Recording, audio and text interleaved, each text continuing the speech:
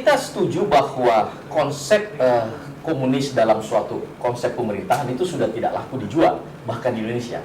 Tetapi persoalannya kenapa tidak laku dijual? ya, Anda belum menanyakan itu pada saya. ya itu yang saya mau tanyakan. Nah, Prof. oke. Kenapa dia tidak laku Ya. dijual? Itu Ya. satu pertanyaan pertama. Kenapa tidak laku dijual? Ya kan? Ya. Yang kedua adalah memang bisa saja dia secara komunisme ini bermetamorfosis dengan Ya. beberapa bentuk, ya Ya. kan? Dia dulu ada OTB, organisasi tanpa bentuk, Ya. tidak resmi komunis, tetapi ide-idenya, Ya. gagasan-gagasannya bisa diterapkan di dalam Ya. pemerintahan, kebijakan-kebijakan pemerintahan. Kan itu, Ya. kan kita harus akui dong masih Ya. banyak keturunan atau Ya, ya. simpatisan PKI yang sampai hari ini masih hidup. Ya. Kenapa dia tidak laku? Ya. Kenapa tidak laku? Ya. Very simple, bangkrut. Ah, Ide komunisme itu bangkrut. Coba lihat, Uni Soviet bubar, iya, Cina tidak bubar, iya, tapi menjadi kapitalis. Saya sudah beberapa kali ke Tiongkok, itu kapitalis. kapitalis sekali. Sekarang Kuba sudah berhubungan dengan Amerika, Vietnam sudah jadi kapitalis. Tapi begini, Prof, di China itu Ya. ekonomi dia buka, Ya. kapitalis, tetapi sistem politiknya masih sentralistik. Di situ hebat. Tunggu dulu. Iya. Disitulah hebatnya Deng. Deng. Kalau dibuka, negeri yang paling susah diatur paling besar di dunia itu adalah Cina, Cina, Tiongkok. betul.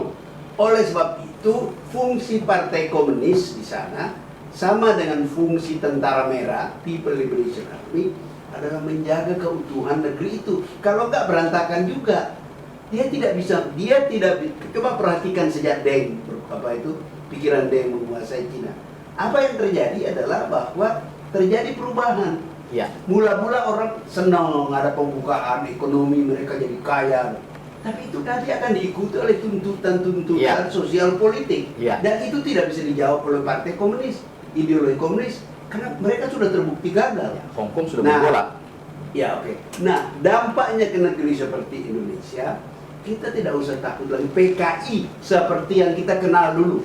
Betul. Itu yang harus kita jelaskan. Ya, PKI seperti dulu itu, tidak mungkin terutama zaman Orde Lama, bisa merajalela karena dilindungi oleh dan dipakai oleh Soekarno untuk mengimbangi mengimbangi tentara. angkatan darat. Iya. Kalau sekarang ini partai PKI dibikin dan bersaing dengan Golkar, bersaing dengan P3, bersaing dengan Gerindra dan sebagainya, dan Secara formal tidak, Prof. Tetapi aktivisnya kan bisa menyusup ke partai-partai dan mempengaruhi kebijakannya. Kita lihat sekarang sudah ada wacana bagaimana KTP dihilangkan kolom agama. itu soal lain itu. Ya itu nanti kita Ya. segmen berikutnya Ya, terakhir. saya mau mengatakan kepada Anda mengatakan nanti PKI menyusup kemana-mana. Asumsi Anda orang lain itu bodoh. Bangsa ini tidak bodoh.